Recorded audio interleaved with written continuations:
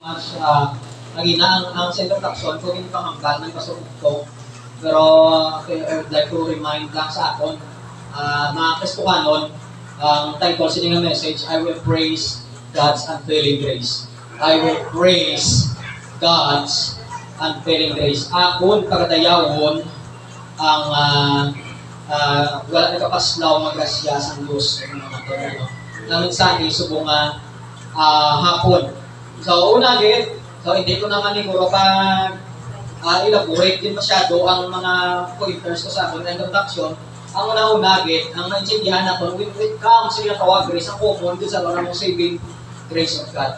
Saving grace. According to Ephesians 2:8, for by grace, I saved through faith. Are you saved? Amen? Amen! Ang nakasigurado mong imo kaluwasan sa mga hapon. Kung nakasigurado mong ikaw luwas, ang pamatuod nga ikaw luwas kung nagpapugmaw ka. Ang muna niya. Amen! Kung masikot-sikot, ang muna ang pinaka-evidence, that is your identity, na ikaw na luwas. Hindi nang pahilong imo relihiyon, kundi pinapakita mo na si Kristo ara sa imo. Tagwiling ka na sundon ang iyang balaan nga ulong. So according man sa Romans chapter 6, God's grace or God's saving grace. Ikatuwa, luway buksan natin sa 2 Timothy 2 verse number 1, makita nato ang basang pulong sa Ginoo dire. Wala ko sa PowerPoint, pero may Bible na mo. 2 Timothy chapter 2 verse number chapter 2 verse number 1. Mala, thou therefore, my son, be strong in the grace that is in Christ Jesus. So we have the God's saving grace. We have also God's strengthening grace. God's strengthening grace. We are strong not because we are strong physically. Isa gani, boy ka man, you have discouragement in your life, but you are strong because of this God's strengthening grace. Amen. Grasyala sa Ginoo. So, atong talupang doon dito sa gibasa kakagina ang 2 Corinthians chapter 12. Ang 2 Corinthians chapter 12 verse number 9. So pamilyar niya bersikulo sa aton. Ang 2 Corinthians chapter 12 verse number 9, mga Kristohanon, kung inyo makita dira, ang ambas ang pulong sa Diyos dira sa verse number 9, and He said unto me, my grace is sufficient for thee, for my strength is made perfect in weakness. This is the God-sustaining grace. So may tatlo ko, tamo ang inatagay na ni Pastor, pero may tatlo ko, I do believe na sufficiente na para tayawon na ang God's unfailing grace. We must praise God's unfailing grace. Ang pamangkot why? We have 3 reasons, dahil karoon bibigay na makitaan, 3 reasons why we must praise God's unfailing grace. Ang muna galing sa pagbukaw, sa nagatayawon, ang Diyos yung nakabukaw, kata hindi ka lang tawaan. So because of the grace of God, ang muna galing na enable, kasi Ginoo makakatpo sila sa simbahan, napatayawon ang Ginoo.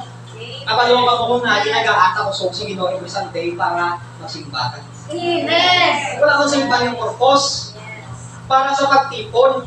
Amen. Galing tayo sometimes, we take for granted the grace of God. Kung hindi, tayo maintindihan, hindi nga mga bagay, hindi ka makadayaw sa grasya sa Ginoo. So, una, okay, nga natayawon ko ang wala nagapaslaw magrasya sa Diyos. Una, because God's grace shows His sovereignty.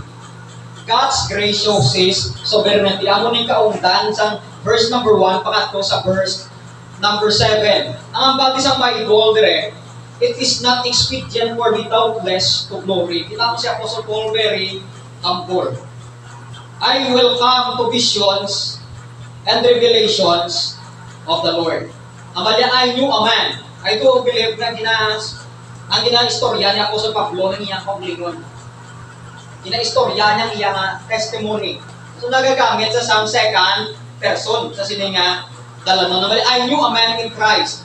Man in Christ na Kristohanon. Tao nga ara kay Kristo. You can be in the church without Christ in your life. Yes. Magalo ka mo. Importante nga ara ka kay Kristo. I knew a man in Christ about 14 years ago, whether in the body, I cannot tell. Ano ba niya? Hindi ko kabalo. I cannot tell. Hindi ko mahampal. Hindi ko kabalo. Or whether out of the body, ang butsilin mo, ano ba niya? Wait man, or patay, hindi ko mahampal, hindi ko kabalo. God knoweth, ang Diyos nakabalo. Ang balik yun na, kung tanawin na kon, such an one caught up to the third heaven, na nagkadto sa langit. And I knew such a man, whether in the body or out of the body, I can tell, God knoweth, now that he was caught up into paradise, and heard unspeakable words, which it is not lawful for a man to utter. So may mga nabatian siya, unspeakable words nga hindi mambal sa sa tao, hindi itugot ng ihambal sa tao. Mga Kristokanon, ini kabuhi ni Pablo, nagakambal sa sovereignty sa Ginoo. Ang Ginoo, kung tanawon mo niya nagakambal sa iyang apostleship, ay kinadepende niya apostleship. That's why kinistorya niya ini sa mga taga-Korinto, kay may nagka-question sa iyang apostleship. Pero kung tanawon na ton, i-relate na ko ng kabuhi ni Pablo nga natabok ni siya, ang Ginoo nag-aalaw sa natawag extraordinary things. Sa aton kabuhi, ang Ginoo na matatapos ng age of miracles, pero I do believe, ang Ginoo that is the same nga may mirakulo, ang Ginoo nga ginahalaga na ton, the same. God allowed extraordinary things. Ngayon, hindi ka makurbaan. Kasi galing magpang-gombrad, mga stress ko lang, hindi ko masaylo kung palimon ka. Pero I do believe that God allowed extraordinary things. Sa kabuhay ni Pablo, nakita na ako mga Kristokanon. So kung sa aton, ganyan, hindi tayo magpati. Kung hindi na si Pablo magambal, kung member na siya, parang patay ko. Nagkakto ko sa langit. Tod ka, nangangkot ko, hindi ko langit. Nangangkot ka pa. Pero si Pablo, very confident na ginambalin sa mga taga-Korinto, ay ang Diyos na inaalaga niya, nag-allow sa extraordinary things. Because God's grace shows His sovereignty. Extraordinary things. Amen? And then sa verse number 5, maglawin, of such one will I glory. Magla sa iya, hindi ako magpabugal. Yet of myself I will not glory, but in mine infirmities. So you see, for though I would desire to glory, gusto ko man mag-abugal o mag-boast sa nakaglingon, I shall not be a fool, for I will say the truth. And now for fear, lest any man should think of me above. Kasi kung yung bal ko ang mga tao mag-abugalon ako, kung sinto, ito si sinto, ako, sa verse number 6, ito nagbasa. That which he saith to me to be, or that he heareth of me. So si Pablo, tamo na buwat sa ministry. Ang Ginoo may mga ginahambal na revelation and visions. Nakita na doon, sa unang pananggalan na verse, I will come to visions and revelations of the Lord. Makita na doon, si Pablo, kinalaw sa Ginoo ang mga extraordinary things sa iyang kabuhay because God is sovereign and the Lord allowed also excellent things sa kabuhay ni Apostol Pablo. Sa grasya sa Ginoo, ang Kristokanon, pwede kanya mag-excel. Hindi mo kinanglan maging maalam. Amen? Amen. Para mag-excel ka. Ay kitabi sa kaliputan, biabi na doon ang mga top notcher or amo na ang mga excellent, yun ba lang? Gusto ka nun, excel ka skulahan, pabayaan mo yung spiritual life, wala na. Wala na eternal value. Hindi ka naman papugal sa aton nga Ginoo. Pero si Pablo, nag-aambal siya, na may nagpapugal, may arako, pero hindi ko ba imuon, I will not glory. Mas mapapugal mo sa akon nga, infirmities, nag-aambal siya nga weakness. Amen? Amen? Ang mga pastor, hindi man pinakamaalam din sa kalibutan. Pero pribilyo ang gamit sila sa Ginoo. Ikaw, na membro sa simbahan, hindi ka man maalam, pero pwede ka gamiton sa Ginoo. Pwede ka mag-excellent sa Ginoo, angay kay Apostol Pablo. It's all by the grace of God. And then, nakita na po, hindi na extraordinary things na ginalaw niya, excellent things, aring hindi gusto sa iban. Sa verse number 7, and lest I should be exalted above measure through the abundance of the revelations. Kita na po, tamo, kipahayag ang Ginoo kay Pablo, there was given to me a thorn in the flesh, the messenger of Satan to buffet me, lest I should be exalted above measure. For these things, for this thing I besought the Lord, kapila, thrice, that it might depart from me. Si Apostol Pablo ay may sakit, kabalo kita na. May sakit sa mata. Ginambalin na sa Galatians, nga nagsulat na sa Epistle, na tumatagtag niya nga mata. Si Apostol Pablo may kakulangan. Kabalo ka mo, Kristohanon, ang Ginoo sovereign. Mga nga sovereign, He is in control. Not only that, God allowed extraordinary things, excellent things, but also God allowed evil things. Hindi po gana or hindi ng ang beto process ang Christian life. Amen? Amen. Hindi po silingon nga Kristohanon ka exempted ka sa mga sakit. Pero miskin may sakit ka Kristohanon, kung i-allow sa Ginoo nga maglawig ka, malawig ka. Amen? Kung makita natin, nagpangamuyo sa Ginoo Christ. Tanda natin, unanswered prayer seems evil to us. Ang wala na sa lang ang mga pangamuyo seems evil to us, but God knows best. Yes. Do ka, ngay pala nagapangamuyo ka. Sa imo nga ginapangamuyuan na alawig na. Pero wala higit sa batsang Ginoo. Makamba ka to evil, dumalain ang epekto sa imo, pero kapalo ka, God knows best. Amo ni si kapugi niya Apostol Pablo, kasi kung kwao ni sa Ginoo magpapugal si Pablo, pag amo taas niya ang eskwelahan ni Pablo, ginambalin na sa Book of Philippians. Amen. Isa pala Kristohanon bala, kita Kristohanon, ang iban wala pa katapos sa eskwelahan, tamo na ang ginambal ka. Ang buga, grabe, ang may pala tinapusan. Punta natin. Si Pablo, nagambal kin. May papugal, ang damo si papugal. Pero sa grasya sa Ginoo, wala na ginimo. Because an answered prayer seems to evil to us, pero para sa Ginoo, God knows best. And then, ang granted desire seem evil to us. Ang mga handom nga wala na kung ano, ang mga gustuhan naton nga wala na grant, isang sunggod pang ibansa no, sa Ginoo, abi na kung ipabayaan sa Ginoo, but God knows best. Di kung handom lang, sa ministry lang, kung handom ang pastor eh. Kaya pa mga kod lang handom sa pastor, may handom lang sa member. Yung dapat, kung ano handom sa pastor, ang muna natanging handom sa member. Doon kalain ng member ka, ang imo yung handom sa naglagan sa pastor. Ano wala ka na lang sa member. So makita na doon, handom, isa hindi matayon. Ito wala ka, ano kaabot. Damo niyan doon, damo na ginapray almost 1 year, nagapray ng lupa, nagapray ka sa lupa. Sa naging tense plan, siguro kabalo ko, mas pastor na nagapray din. Sobra na guro kung regit. Nagapray sa diin, tagwide, mga anniversary, butok. Nakita nyo butok, di ba? Noon daw, hindi tamak hindi ta organize, makaulag, hindi butok. Salamat, matakalit, itindihan sa guest speaker, ang atong nagkainsangan. Pero magandong pa, kung magandong pa para sa Ginoo, dako sa sakon nga handom. Amen? Isa ang handom na para sa Ginoo, tama ka kumain. Ano klase, Kristohanon na, ang handom sa Ginoo, tama ka dako. You see that? We can continue in the ministry not because of our ability, but because of God's grace that shows His sovereignty. That's number 1.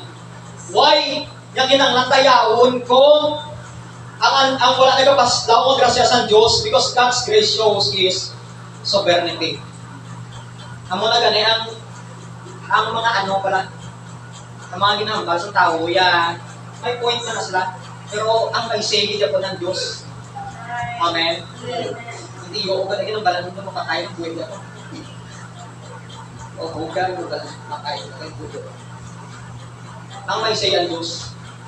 Ikatwa, not only that, God's grace, makita natin, nagapakita sa niya nga sovereignty that is in control kabalo sa sang iya nakuha. And then number 2, sa verse number 9, ang lawig mo lang to, ano ang 1, hindi, 1 to 8, pero summarize ko lang. And then, second day, God's grace brings us sufficiency. Ang sa Bible, and He said unto me, my grace is sufficient for thee. God's grace brings us sufficiency. God's grace is, kung makita na ko, mga Kristohanon, eminent. Maganda nga eminent ka ara kinaya sa babaw. O ikaw patamo-tamo, sino nga sala, ang grasya sa ginong ara kinaya sa babaw. Amen? Ang mo ginaang number 1 sa mga linya, ang grasya sa Ginoo. So, may araman na ginatawag sa theology nga ang number 1 ginatrigot sa Ginoo ang holiness sa Ginoo o na. Pero when it comes sa Ginoo, connected sa tao, ang number 1 ginagrasya sa Ginoo. Ginpakita ay gina sa Book of Genesis. Nakita na to? Hindi gina yung ma-share ang iyang absolute nga holiness sa tao. Pero ang iya grasya, pwede mapakita sa tao. God's grace is eminent. Nga manaw, sa word ni ng body of my grace. You see that? Sa Old Testament, pwede kinahambal ang God's grace, God is gracious, ang Ginoo may pabor. Pero sa New Testament, makita natin si Lord Jesus Christ nagambal, my grace. Kung magambal isa sa mga Parisiyo, ganyan, patuhon niya siya. Tama? Pero makita natin, sa persona ni Kristo, ipakita sa Diyos kung ano sa gracious, kung ano ang grasya sa Diyos. Sa persona ni Lord Jesus Christ. Si Pablo, nagambal si Kristo siya, my grace. Ako kung may pangayuon ko yung pabor, mas pangayuon kong pabor sa Diyos. Amen. Isang tao, magambasya na ito pabor sa imo, pero maglainay ka mo buot, ang buot lang. Tama? Mayuhay ka mo, sunog nga adlaw, maglainay lang. Namati-mati lang sa sangitin sa tawag story. Ang bot lang kung magpaporsi mo ang Diyos dahil. Amen? Amen. Hindi ang pabor sa tao sa imo, ang pabor sa Diyos sa imo. Napadayon ka. God's grace brings us sufficiency. God's grace is eminent. Nakita na po, my grace is sufficient. Ang word ni sufficient. God's grace is enough. Ang manang word sa limon sa sufficient. Not only eminent, amo nang una, amo nang makita, kundi ang grasya sa Ginoo enough. Para mga padayon pa sa ministry. Amo nagambal nga kwarta ng lanon sa simbahan para mapadayon sa ministry. Para tamo paluwas nga talag, tamo paggranon nga simbahan na wala sa kaluwasan nila nga mga pagtudlo, tamo sa wala kaluwas sa ila. Ang grasya sa Ginoo enough. Enough sa kabuhi mo, enough sa kabuhi ko. Amen? Amo na gani, mas kinano pa na yung pagdilaw ang maagyat sa akon nga simbahan, basta ara lang ang grasya sa Ginoo sa akon niya, enough na. Hindi na natin ang lang sa mga magambal sa aton nga, nga mapulig ko sa imo. Doon delikado pa na gani kung may magambal mapulig, sino kaya mo pa na hindi mapulig? Mas maayo pa na gani, ang mapulig na lang siya para burpeo. Amen. Ito magpasalamat ko sa Ginoo. Pero ikaw nga tao, gusto mo naman rin ang pulig sa imo, kung mag-iskultar ka dati, luga isip, ka na siya busyang. Nagambal ko, so hindi ko mapastor, kaya muli ko magambal. Pero I don't believe epektibo, isa ng bunaw. Ang bako to, bubuhay ko magambal, hindi ko magbunaw. Hindi ko ngayon sa pag-ano pala, ng pastor. Pero sa grasya sa Ginoo, enough ng grasya sa Ginoo. Amen. And then not only ba niya, my grace is sufficient, ang word is worthy. God's grace not only is enough, it is effective. Naipikto kay Pablo ang grasya sa Ginoo. Hindi na niya nga, baka grasya sa Ginoo. So tabo ang tao. Kung hindi niya pagkuyangi ang grasya, ang pagkaon grasya, ang tawag mo kung reliyoso kung hindi mo na pagkuyangan, kaya kung magdagdag ng muna, kasi dyan, bigyan mo mula na. Hindi sila kakopit kung anong grasya sa Ginoo. Ang grasya sa Ginoo, epektibo. Ang basa Ginoo kay Apostol Pablo, my grace is sufficient for thee. May ginabatyag ka, my grace is sufficient for thee. Ang kabalo ko, nagtitikto sa aton kabuking ang grasya sa Ginoo. That's why we are here, makapadayon kita. Maagi man ta sa mga kasubo, may mga quarrel man sa panimalay, makapadayon ka because of the grace of God. Amen. Amen. So sa 1 Corinthians chapter 15 verse number 10. 1 Corinthians Kristo kanon chapter 15 verse number 10. The Bible says here, but by the grace of God I am what I am. And His grace which was bestowed upon me was not in vain, but I labored more abundantly than they all. Yet not I, but the grace of God which was with me. Amen. Kasi kung ano, mga pangalagad ka sa Ginoo, it's all by the grace of God. Ang simbahan, nag-arise, nag-fall, nag-atamo, nag-akubas, nag-akubas, ano pag isa, nag-taob, no? Ano? Nag-akunas, ay, hindi mag-ubas ang dagat, kaya nag-akunas na. Nag-taob. Kung nag-ubas ang tao sa simbahan, hindi ka man-discourage. Maabot man ang tao. Amen. Sabi, ay, hindi dapat ang ato nandun, magtabugin man ang pagpupol sa Ginoo. Pero kung wala ta nagtabo, basta ginubrata itong obligasyon, hindi ta mag-aluya. Ang problema, nag-reklamo, wala ta tabo, why naman obra itong obligasyon? Why naman dalat tao sa tailan sa Ginoo? Tamo nga mong kilala. Kung project, tamo mo ka mo. Kung sa simbahan, doon tayo. Amen. God's grace brings us sufficiency. Ito tatlo. Sunset ha. Third. Tama sa Bible, there is a verse number 9 sa 2 Corinthians chapter 12, mga utod. Most gladly, therefore, will I rather glory in my infirmities, that the power of Christ may rest upon me. Tama niya, kita niyo word niya, the power of Christ.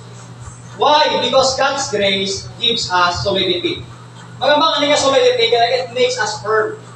Strong. Amen? Grasya sa Ginoo naghahatag sa aton sang katakot. Amen. Di ba? Isa mga pastor, strong man mag-preach, pero kung may mga kabudlayan, may mabatsyag ka man Sino man nga tao ang wala ka punaw man. May pakundako sa lawayan. Simbahan, mabatsyag ka kita niya. Normal kita niya. Kaya ito, Pilipin, hindi man sa mga pastor, pero hindi sa nang kuhay sa batsyakon. Kung barbayaan niya man yung mga members. You see that? Pero Ginoo, ang niya grasya naghahatag sa aton sang firmness or solidity. Why? Because by God's grace, we choose to rejoice. Kung tanaw na ito na ba yan? Masahon na balak na ramay intindihan na pala. Most gladly therefore will I rather. Kita nyo word nga rather? Ano mga na mag-rather? Ginpili niya. Glory in my infirmities. At least na magkasubo sa, may ginabatsyag sa, may kakulangan sa, may weakness sa, may sickness sa, he choose to rejoice. Amen. By God's grace, we choose to rejoice in sickness. Hindi po silingon nga may ginabatsyag ka, magamba ka na lang na miserable mo kabuhay. You can rejoice. Amen. You can choose gladness or sadness. Kita nyo nga ba ni Pablo? Well, I rather. Kung tanawad ko lang ako kagalingon nga may mga kulangan, ma-discourage ko. But I choose to rejoice in sickness. Amo na ang mabakod nga tao. Anong mahina nga tao? Ang pa isog-isog na kung may mga problema. Ang gawa, ang reklamo, mahina na. Amen. Ang kabuhi sa tao, may kasubo, may kalipay, may pugana, may kapagatuhon. Amen. Hindi pwede nga puro pugana. Ay wala na sa flavor ang kabuhi. Ikaw ilo-halo lang, dait-dait ang pray mo. Amo na kabuhi sa mga tao. Pero ano pilion mo? Para sa mga ginagawa mo, mapulit na sila. Pero pipili ka na mag-stay. Amen. Pagpili, Kerme. Ang mga ganito, hindi yung nabrakon, may bubrakon ko sa ako ko. Kaya na yung pilion, ang ginoo ko, hindi mo kasakuon. Kaya may pagpili ka man sa ginoo. Amen? Amen. Ang tao, hindi nahikot sa trabaho. Diba, Kongo? Ang tao, why na nahikot sa trabaho? Pero naangot na sila sa ginoo. Kay maskin matula ang trabaho mo, mabuhi ka, Japon. Pero kung matula ang ginoo sa kabuhi mo, wala ka trabaho, mangimisirable pa ito nga kabuhi. Dapat tayo tatungod sa ginoo. Amen. You can choose not only gladness or sadness, pleasure or pressure. Ano itong commitmenta? Anong nabatsagan to? Pleasure or pressure. Amen? Diba, sa unaw, nakatlaw ng ano, magkatlo, ano mag-opering na vlog? Kapilangan nito mag-opering sa tatlong. Magkapot mo, ano ka, paghalin ka, ano ka, gunamit pala ka. Paghalin mo, bugang kiling-kiling nga. Pero wala na nila, tinarin lang lumanya kay kasyalan na sa Ginoo. We do believe na kung may Kristo sa sarili ko sa Ginoo, Ginoo provide you. Amen. Amen. Sa 2 Corinthians 11:30, mga masang Bible, sa 11:30, balikan na lang ang unang chapter. Ang palya, if I must needs glory, I will glory of the things which concerning my infirmities. Kita natin, may kapagituhon, may kakulangan, may weakness, pwede ka nang manipayon. Because of God's grace. Pwede ka naman dayaw sa grasya sa Ginoo. And then not only that, by God's grace, we can choose to rejoice in sickness. But kung makita natin sa verse number 11, ang last verse verse number 10. Therefore, I take pleasure in infirmities, and reproaches, and necessities, and persecutions, and trespass for Christ's sake. Nakita niyo gusto anon? By God's grace, magbabakuan by God's grace, ay una niyo sa verse number 9, yun ang balang grasya sa Ginoo. Nakita niyo? Ginexplikar bla, ginambal niya una sa iya ng mga sinulatan ko sa pasunod talang ang grasya sa Ginoo. That's why I say, by God's grace, we can rejoice. Ay na we choose to rejoice. By God's grace, we can rejoice in suffering. Amala, therefore, I take pleasure in infirmities. Sino man nalipay kung gati-ang ka? Diba? Kung sa mga member tayo, tapos na on, o yung nga naman si Teresel. Ano, mga lasarpan. Diba sa mga ipikto. Pero gusto nga nun, pwede kita mag-rejoice maskin may suffering. Amen. Kita nyo? Tamang problema, din nag-celebrate pa kita sa 23rd anniversary. Di ba? Hindi punon ka, parang tayo pang down ko sa buta, pero nag-celebrate mo na yapon. Amen. Di ba? Amen? Yes. Ang muna kayo ang kinubuna ko sa pagkabuhi. By God's grace, we can rejoice in suffering. Sa Romans 5:2 and 3. Romans 5:2 and 3. The Bible says here, mga utod sa Ginoo, 2 and 3 naman yan, by whom also we have access by faith into this grace, wherein we stand and rejoice in hope of the glory of God. And not only so, but we glory in tribulations also. Tanya na? We can glory, mga glory, ganyan nga lipay ka man. Kasi sa mga kapugnayan, maya also, knowing that tribulation worketh patience. Sabihin ka ng yung patience, how? Di ba sa may mga kapugnayan? Amen? Amen. Nga pala ito, mga kabalangan, ito ka na, may again! Relax na. Worketh. Ito ka na, may naging nyo, oy! Promise na. Relax lang. Ang grasya sa Ginoo ara Japon mga Kristoy. Amen. You see that? Napapasahon James 1:2. How it all joy kung kita nag-aagi sa diverse na nagkalain-lain nga na temptations. By God's grace, we can rejoice in suffering. Ang pinanganamit ni Kristohanon, narin na lang last phrase na ta. Ang 2 Corinthians chapter 12, verse number 10. Ang masapay boldre, 2 Corinthians 12:10. Ang last na phrase lang. Ang kanya, that the power of Christ may rest upon me. Ang basa ko rin, most gladly, therefore, will I glory. Ano yung tagla sa ano? Sa 10. I mean, for when I am weak, then I am strong. Doon ka buglay, no? Na weak ka, strong ka. Ano man? Ang silingon sila Kristohanon, by God's grace, we could recognize Christ is our strength. May kaluyahon, ara si Kristo. Amen. Ara ang grasya sa Ginoo naton. May kapagatuhon, ara si Kristo. Ara ang Ginoo naton. Ay nga manaw, kung may mga problema kita, kung hindi nato masarangan, kag mga padayon ta, ang jaktong attitude, i-recognize ta na si Kristo aton nga kusog. Amen. Ang kumakot. Amen. Amen. Amo na kung may problema ang tao, ang sakto ta, magpakupos sa Ginoo. Amen. Hindi na mag-rason, wala tayo mag-justify or pag yung away or diba kita niya ng mga attitude kasi yung may no? Kristo ano, no? Pero hindi sa asap ng mga patasan, no? Ito nga, kung wala kusog ka doon. Ito hindi, ka walang makibang. Tao, wala na Kristo ano.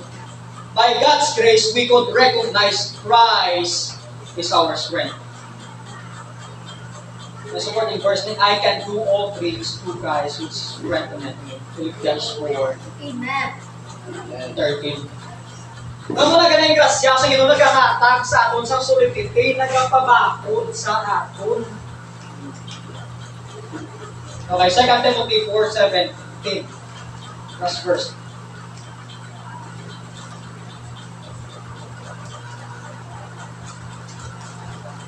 Second Timothy 4:17. Ang sa Bible, dire Kristohanon, notwithstanding the Lord stood with me and strengthened me, that by me the preaching might be fully known, and that all the Gentiles might hear. And I was delivered out of the mouth of the lion. God's grace gives us solidity. Sa ministry, kapoy man. Pero grasya sa Ginoo. Amen. Amen. Pasalamat ko sa grasya sa Ginoo na survive man tanong. Hindi man ganun na survival ang ministry kay pribileyo na. I mean, wala ko makita kung pala ang ginimo sa Ginoo, wala ko for the past nga nagalawig ka na sa helicopter miss to abin mo to kaya mo tanan pero sa nagapadayon ka nagapabuglayan ka mga baka grasya kita niya sa Ginoo ka tanan. Amen. Amen. Yes. Nag-aatag sa konsang kapakot. You see that? Ano to una? God's grace shows His sovereignty. God's grace brings us sufficiency. Then God's grace gives us solidity. Kristohanon, mga abyan, you will not praise God's unfailing grace if you have not experienced God's saving grace. Yes. Amen. Hindi ka kadayaw sa unfailing grace sa Ginoo kung wala mo na-experiensyahan ang grasya na nag-aatag sa kaluwasan ikan sa Diyos. That's right. Nakita natin? If you want to be saved, kung gusto mo maluwas, put your trust in the finished work of Jesus Christ at the cross. He died, buried, and rose again for your salvation. So that you can praise God's unfailing grace.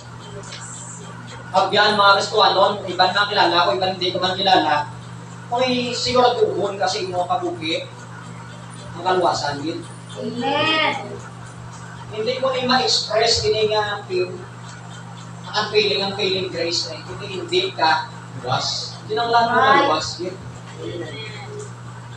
Kung ikaw luwas, kung matutuod ka nga maluwas, you must understand that you got saved for His praise.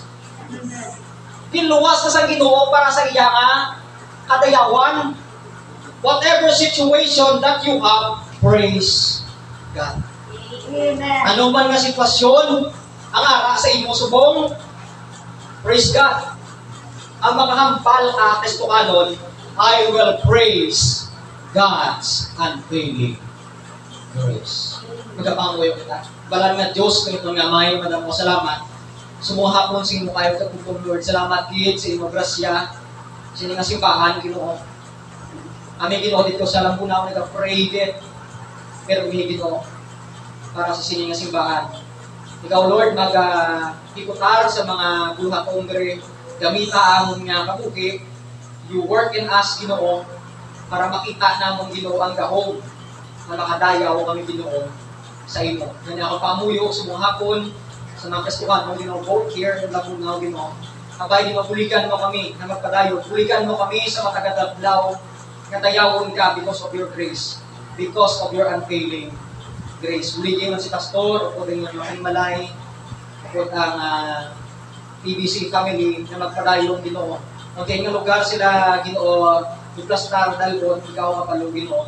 Nagasalit kami sa imong grasya. Nang subong hapon, nang amon handom, na ikaw mahimaya, ikaw Ginoo ang matipong. Kabay subong hapon, kami tanan nakaangkon sa kalwasan, hindi ko subong hapon, ang pagdayaw at ang pagtipong sa imong grasya Ginoo, ginapangamuyo namon na makita sa akong nga kabuhi. Initanan, ginapangamuyo sa ngalan ni Kristo Jesus. Amen. Okay, amen. Amen. Salamat Ginoo, Pastor Ryan.